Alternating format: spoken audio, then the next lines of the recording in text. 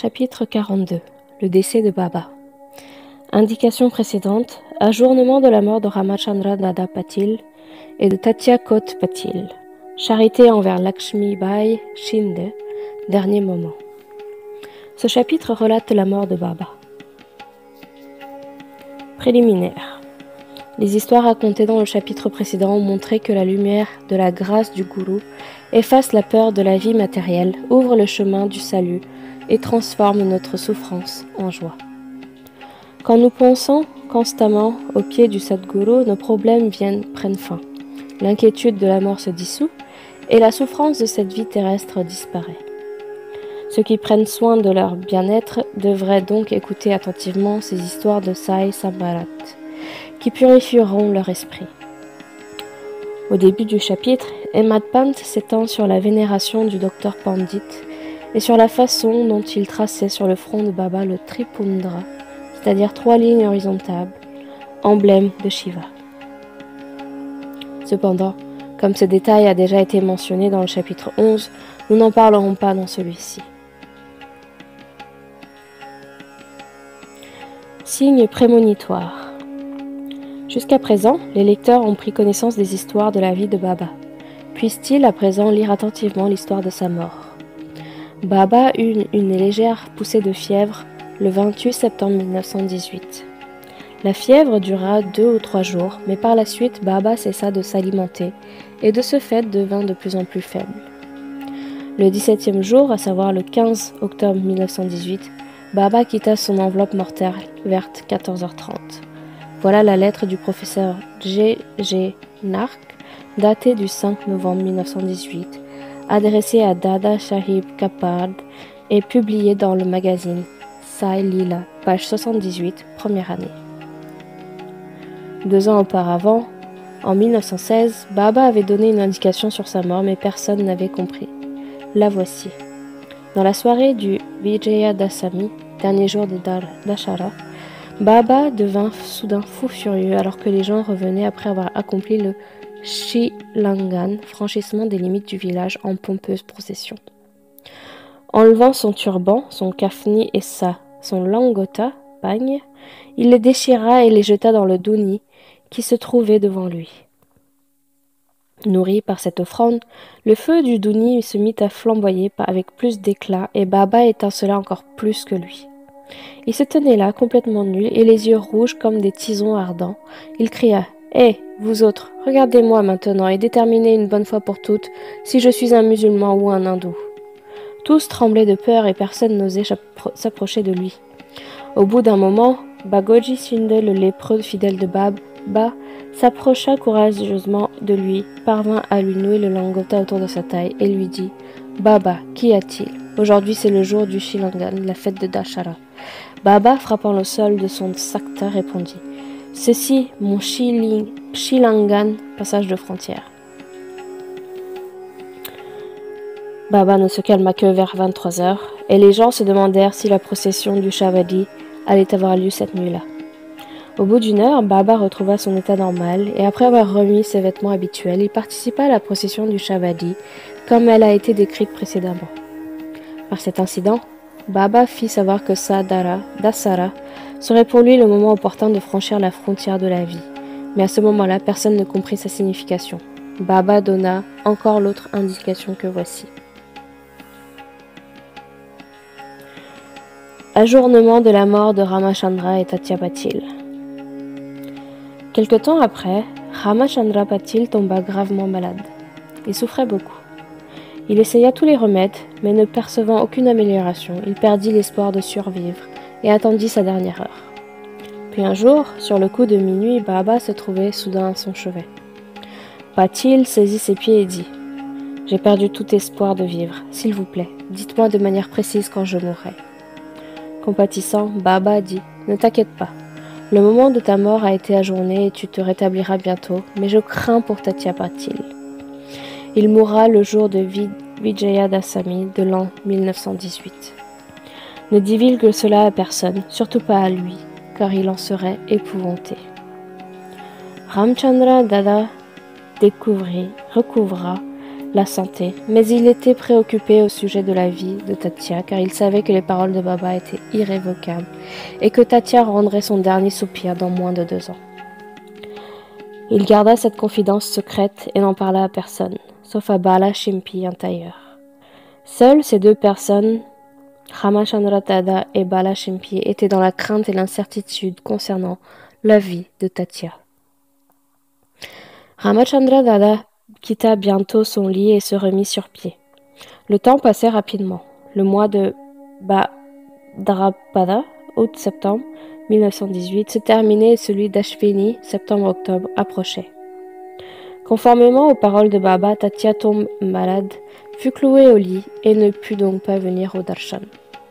Baba fut également pris d'un accès de fièvre. Tatia avait une foi absolue en Baba. Sa maladie évolua de mal en pis et il fut tout à fait immobilisé, mais il pensait constamment à Baba. La situation de Baba empira également. Le jour prédit, c'est-à-dire Vijayadasami, était imminent. Ramchandra Dada et Bala Shimpi s'inquiétaient terriblement pour Tatia. Ils tremblaient de peur et avaient des sueurs froides en pensant que, comme Baba l'avait prédit, la fin de Tatia était proche. Le jour de Vijayadasami arriva et le pouls de Tatia commença à battre très lentement. On s'attendait à ce qu'il meure d'un moment à l'autre, mais une chose curieuse se produit. Tatia resta en vie. Sa mort fut ajournée et Baba mourut à sa place. C'est comme s'il y avait eu un échange. Les gens dirent que Baba avait donné sa vie pour Tatia. Pourquoi avait-il agi ainsi? Lui seul le sait, car ses voix sont impénétrables. Il semble cependant qu'au cours de cet incident, Baba ait fait allusion à sa propre mort, substituant le nom de Tatia au sien. Le matin suivant, le 16 octobre, Baba apparut en rêve à Das Gunu, à Bandarpur, et il lui dit « La mosquée s'est écroulée, les marchands d'huile et les épiciers de Shireli m'ont grandement tracassé. C'est pourquoi je quitte les lieux. Je suis donc venu ici pour t'en informer. S'il te plaît, va vite là-bas et couvre-moi de fleurs. » Das Gunu reçut aussi l'information par des lettres venues de Shireli. Il s'y rendit donc avec sa troupe, commença par les bhajans et le kirtana et chanta le nom du Seigneur tout au long du jour devant le samadhi de Baba. Tressant lui-même une belle guirlande, il la posa sur la dépouille de Baba et distribua de la nourriture à la foule en son nom. La charité à Lakshmi Bai. Dashara et Vijayadashami sont considérés par tous les hindous comme la période la plus favorable et il est normal que Baba ait choisi ce moment pour passer sur l'autre rive. Bien que souffrant, quelques jours avant l'ultime instant, il se redressa sans l'aide de personne et sembla en meilleure forme. Les gens pensèrent que le danger était passé et qu'il allait bien. Lui, savait qu'il allait bientôt mourir. Mais avant, il voulut accomplir un acte charitable en donnant un peu d'argent à Lakshmi Bai Shinde. Baba est omniprésent dans toutes les créatures. Cette Lakshmi Bai Shinde était une femme très riche et très bonne. Elle rendait service jour et nuit dans la mosquée. À part Bhagat Balsapati, Tatia et Lakshmi Bai, personne n'avait le droit de franchir le seuil de la mosquée pendant la nuit. Un soir, alors que Baba était assis dans le masjid en compagnie de Tatia, Lakshmi Bai arriva et salua Baba qui lui dit « Lakshmi, j'ai très faim ».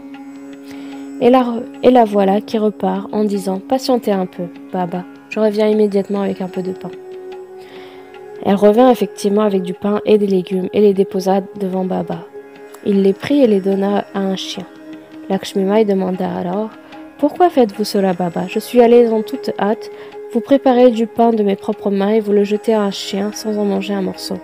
Vous m'avez dérangé inutilement. » Baba répondit « Pourquoi t'affliges-tu pour rien? Apaiser la faim d'un chien revient à apaiser la mienne. Le chien a une âme. Les créatures sont peut-être différentes, mais bien que certaines parlent et que d'autres soient muettes, la faim est la même pour toutes. Sois bien certaine que celui qui donne à manger à l'affamé me sert réellement. Considère cela comme la vérité. » C'était un incident ordinaire, cependant par ce moyen Baba exposait une grande vérité spirituelle, et il montrait son application pratique dans la vie de tous les jours, sans heurter la sensibilité de personne. À partir de ce moment-là, Lakshmi Bai se mit à lui offrir tous les jours du lait et du pain avec amour et dévotion. Baba les acceptait et les mangeait avec reconnaissance. Il en prenait une partie et par l'intermédiaire de Lakshmibai faisait parvenir le reste à Radha Krishnamai qui mangeait toujours avec délectation le surplus du prasad de Baba. Cette histoire de pain ne devrait pas être considérée comme une digression. Elle montre de quelle manière Sai Baba était présent dans toutes les créatures et les transcendait. Il est omniprésent, immortel, sans naissance ni mort. Baba se souvint du service de Lakshmibai. Comment aurait-il pu l'oublier? Juste avant de quitter son corps, il mit la main dans sa poche et lui donna 5 roupies, puis 4, ce qui fit au total 9 roupies. Ce chiffre 9 est indicatif des 9 types de dévotion décrits dans le chapitre 21. Ou peut-être s'agit-il de la dakshina offerte au moment du Shilangan. Lakshmibai était une femme aisée et elle n'avait donc pas besoin d'argent.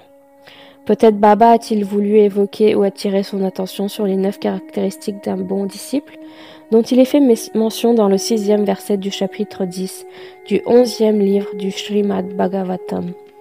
5 caractéristiques sont nommées dans la première strophe, puis 4 dans la seconde. Baba avait suivi le même ordre. Ce cadeau de Baba de 9 roupies, jamais elle ne l'oublia. Étant parfaitement attentif et conscient, Baba prit aussi d'autres précautions dans ses derniers instants. Par pure considération pour ses fidèles, il ordonna à tous de rentrer chez eux. Kaka Sahib, Dixit, Bapu Sahib, Bhuti et d'autres se trouvaient dans la mosquée, attendant anxieusement de servir Baba, mais il leur demanda d'aller au Vaga et de le revenir après le repas. Ils avaient du mal à le quitter, mais ils ne pouvaient pas non plus lui désobéir. Aussi s'en allèrent-ils au Vada, le cœur lourd et entrés dans les pieds. Ils savaient que l'état de Baba était très grave, et cela, ils ne pouvaient l'oublier. Ils s'assirent pour manger, mais leur esprit était ailleurs. Ils étaient avec Baba. Avant de terminer leur repas, ils apprirent que Baba avait quitté son enveloppe mortelle. Abandonnant leurs assiettes, ils coururent à la mosquée et virent que Baba reposait enfin dans les bras de Bayaji. Il n'était pas tombé sur le sol et il n'était pas non plus étendu sur son lit, mais il était tranquillement assis sur son siège, et c'est en faisant la charité de sa propre main qu'il quitta son corps. Les saints s'incarnent et viennent en ce monde avec une mission précise, et quand elle est accomplie, ils s'en vont aussi tranquillement et facilement qu'ils sont venus. Je me prosterne devant Shri Sai, paix à tous les êtres.